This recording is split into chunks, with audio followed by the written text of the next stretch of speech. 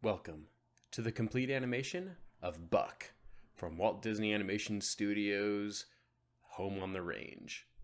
Home on the Range, I believe, is one of the most misunderstood and overhated movies ever. I really think that everybody just dunking on this movie makes zero sense. Because have they even seen the movie recently? I feel like most of the people who hate this movie or say that it's, a bad movie haven't actually watched it recently.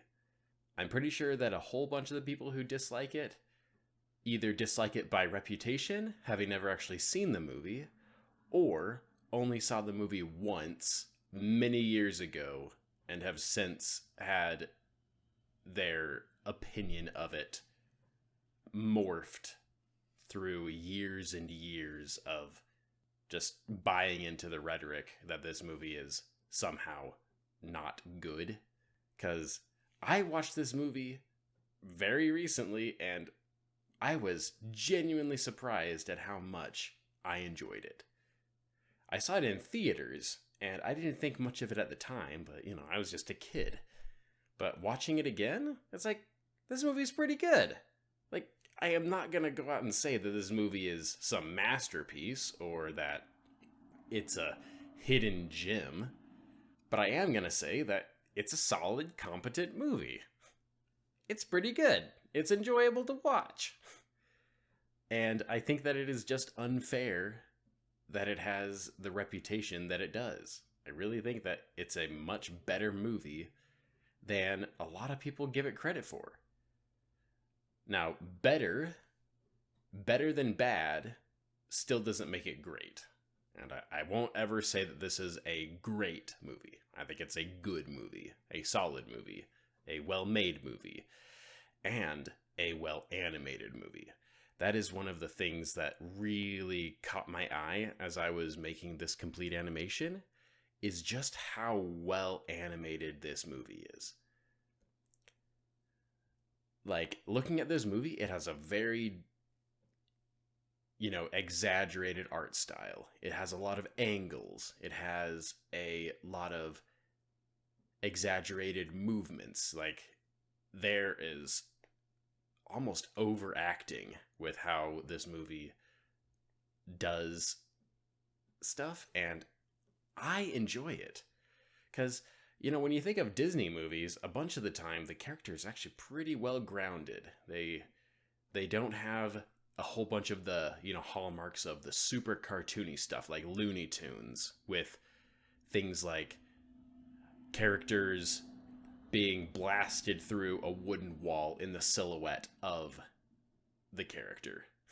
It's like there's not that much of that in Disney movies, but here in Home on the Range, this is a full, high quality, high budget animated feature that does some of that stuff. Like when Buck is showing off, it shows him running at 1,000,000 miles an hour in the background, which is obviously, a visual gag, but it's nice to see that sort of, playful animation in a Disney movie.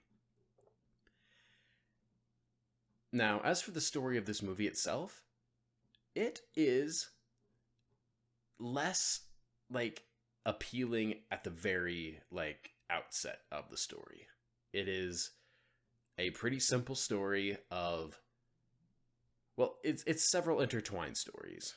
There's the story of Buck, who just wants to basically be a hero. He that is his thing. He wants to be seen as, getting the bad guy.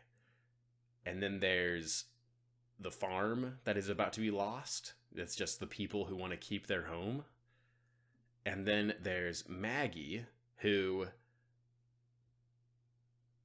is a bit of a gruff character who is, not immediately likable, but she really just wants somewhere to belong because she lost her home and she wants friends that she can rely on.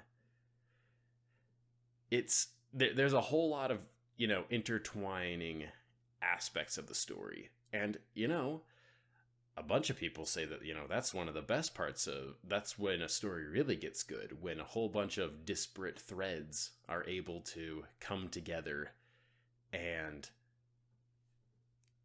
like mesh in a way that is satisfying. And they do that in this movie. By the end of it, every character that had, their own motivations and their own struggles, they all come together at the end. And I think it does pretty well. I really like this era of Disney animation. This was the last movie of this era of Disney animation. Some people call it the experimental era. I just call it the, late 90s to the mid 2000s era, where Disney was making movies that were unlike anything they've done before or since. Because movies like Atlantis, Treasure Planet, Lilo and Stitch, these are all just movies that you don't see the like of anymore. And going back and seeing all of them, I think that these movies are all genuinely good. Some of them are masterpieces. Some of them, I always knew that. Some of them I had to watch them again recently to find out about it. Like Brother Bear. When I was a kid, I saw Brother Bear in theaters. I didn't think too much of it then. I saw it again a little bit later when I was, probably 18 or 17. And I thought, this is a really pretty movie, but the story didn't really do it for me. But then I saw it again last year, and the movie finally clicked with me. The visuals are absolutely incredible. And the story actually hit me in the feels. I was finally invested and cared about the characters. Brother Bear is so good. And while I didn't feel, that same level of connection here with Home on the Range, I still think that this is a much better movie than I gave it credit for before. And I'll go so far as to say that some of the jokes and character interactions are almost as good as The Emperor's New Groove.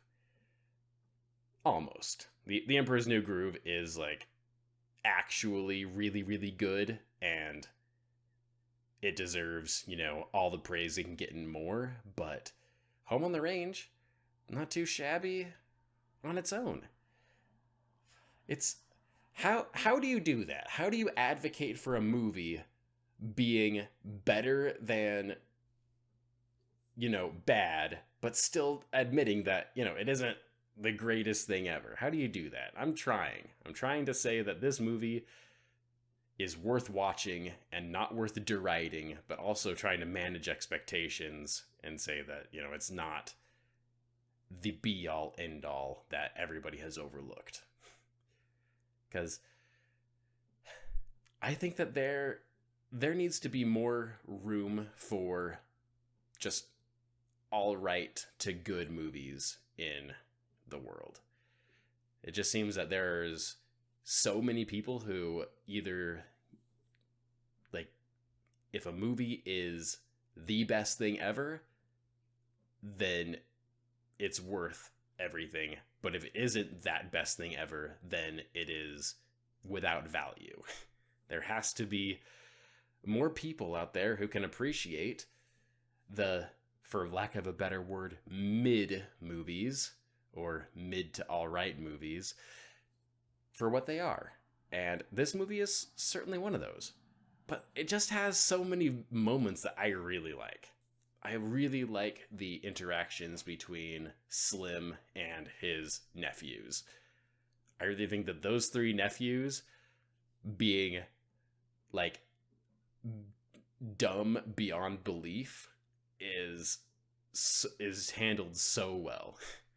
When it comes to just being characters that are dim-witted to the point of wondering how do these guys even remember to breathe, I think that those three nephews are some of the best that have ever been made. I really like them. And the whole gag of them not understanding that it's still their uncle who's wearing a disguise is such a good gag. I like it.